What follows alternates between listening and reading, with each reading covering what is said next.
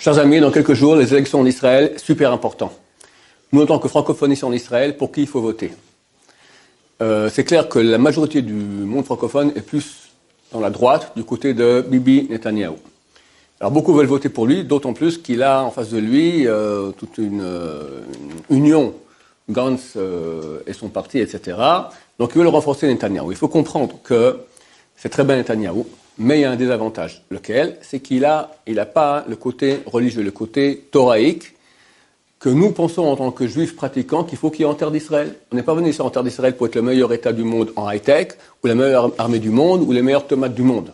On est juifs, on a un patrimoine de 3500 ans, on veut que ce patrimoine maintenant se réalise ici en terre d'Israël. Si on regarde les prophéties de Yecheskel 36 par exemple, c'est marqué Dieu nous ramènera en terre d'Israël, il faudra que la terre soit florissante, et va nous purifier, il va circoncire notre corps. Il y aura un mouvement de tchouva. Baruch Hashem, ce mouvement de tchouva a été principalement mis en marche, promu par le Rav Ovadia Yosef et le mouvement Chasse.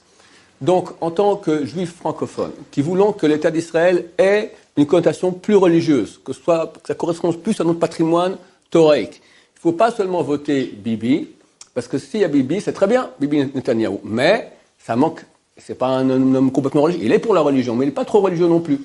Si on veut maintenant voter pour Bibi Netanyahu, mais avec le côté plus religieux, donner plus de force aux partis religieux pour pouvoir créer, notamment pour les Français.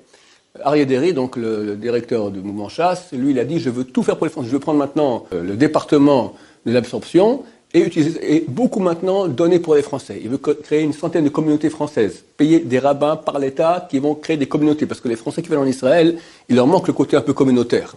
Deuxièmement, aider à l'ALIA au niveau de l'emploi. Beaucoup finissent dans les call centers ou font ce qu'on appelle l'ALIA Boeing sans cesse. Non, aider les équivalences, des reconversions, beaucoup aider au niveau de l'emploi et aussi au niveau des écoles.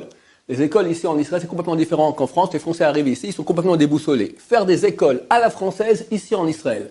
Donc, notamment pour le monde français, qui a une proximité à la Torah, nous recommandons, nous demandons, c'est une mitzvah énorme. Le Stipler, le grand de la génération passée, le père de Chaim Kanevsky, le jour des élections, il allait au mikvé le matin et allait faire la mitzvah avant de prier à la synagogue, il allait voter. Tellement c'est une grande mitzvah, car chaque voix peut donner énormément.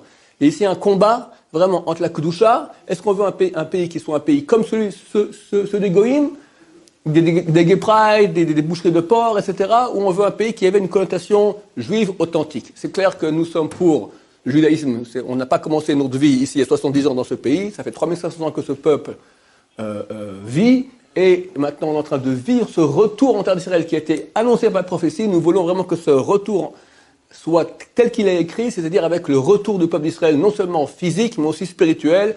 Et pour cela, nous allons voter tous, Be'erat Hashem, le 9 avril, Chasse. Dieu vous bénisse. Chasse, unis autour de nos valeurs.